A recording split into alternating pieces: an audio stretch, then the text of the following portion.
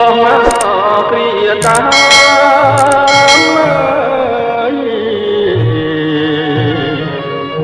ចិនដាពួយផ្ដាំសនសើមស្នេហ៍ស្និទ្ធណាចង់តែបានក្រានមកណែបនិតតែនិស័យចិត្តអូនគ្មានអាណិតបាត់រៀងក្រក្រៃហើយតែគូក៏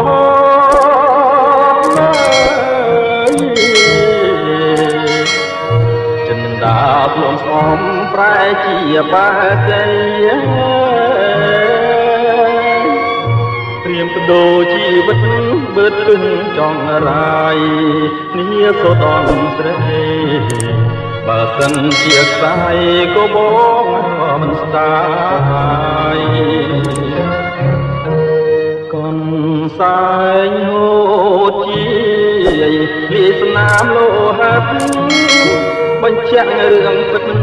សញ្ញាពាក់ក្តីអូនបានសាច់ចាសំគូនិស័យមើលសែនជាតិក្តីស្រីបានស្បត់ស្បែស្នេហ៍តែបងមួយ